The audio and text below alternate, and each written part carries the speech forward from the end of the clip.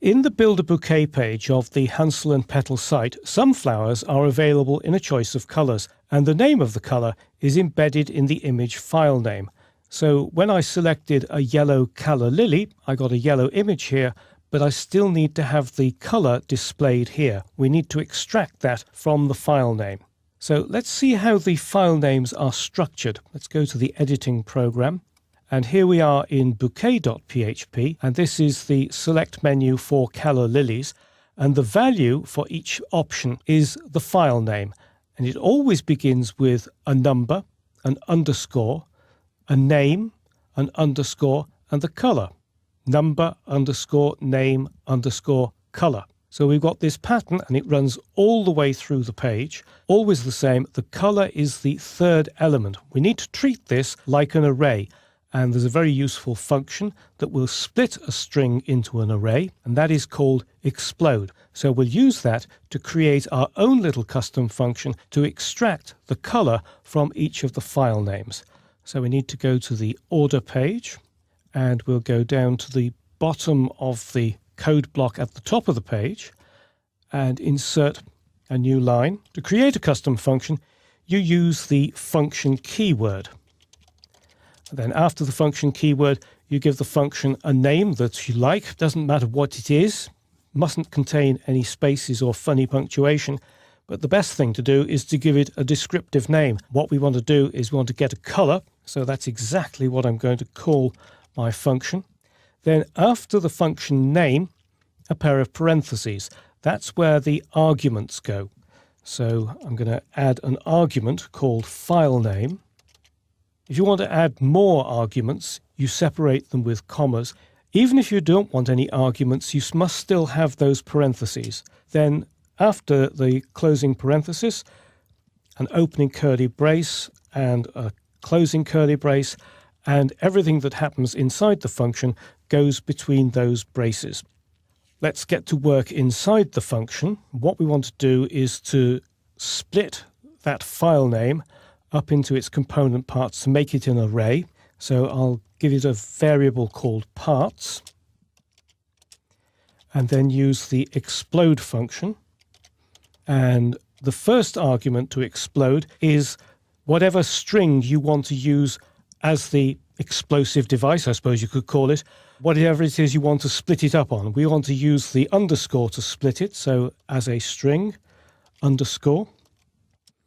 And then the string that you want to work on, which will be file name. That's the argument that we're passing to our function.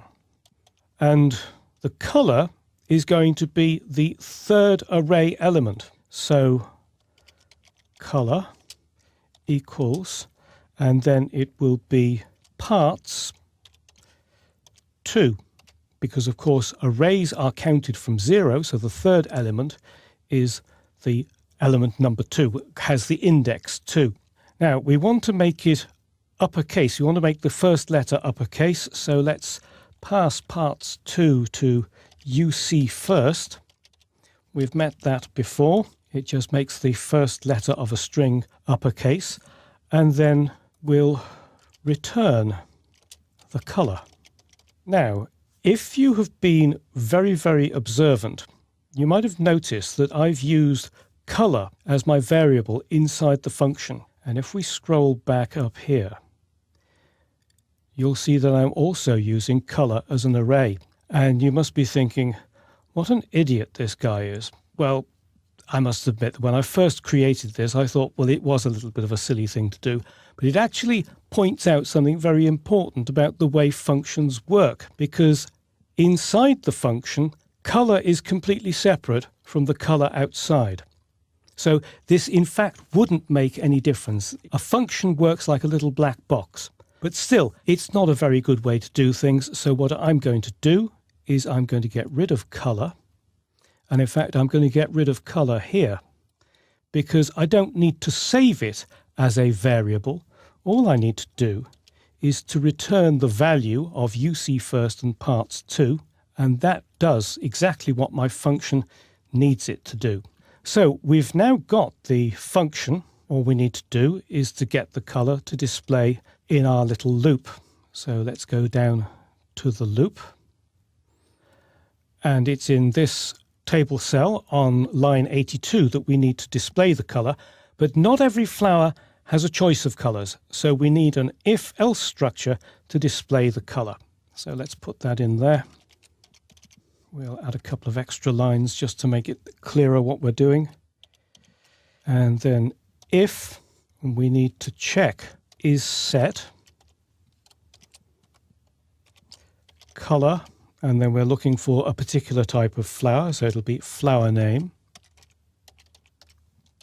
If that's set, then inside that block we need to display the color. So we'll use echo, because that will do the displaying, but then we need to get the color, so we'll use the getColor function and pass to it color flower name as the argument. But as I say, not every flower has a choice of colors, so we need an else block in there. So else echo, and then we'll have a non-breaking space so that nothing funny happens to our table. NBSP, that HTML entity, goes in there like that. And we just need a closing curly brace, otherwise we will have a nasty syntax error. And that's all we need to do. Let's save it. Go to the browser. We'll go to the Build a Bouquet page, and we'll select some with colors. Let's have a couple of calla lilies. We'll have iris, which doesn't have a color, but gerbera daisies do. We'll choose pink, and that'll do. Add to basket. There we are, calla lilies, color yellow, and it's uppercase, the first letter. That's the UC first working there, and pink, again uppercase. It's all working absolutely perfectly. So the custom function that I've built contains only a few lines of code, and it's only used once on the page, but it makes the code in the loop a lot simpler and clearer. The body of a custom function can contain any PHP code, including if and else conditions, and it can also use built-in PHP functions. I've used explode and UC first. It's simply a way of wrapping up a routine that you either want to use multiple times or you want to move away from the main code. Values passed to a function as arguments remain unchanged by anything that happens inside the function. You use the return keyword to capture the changed value for use in your main script.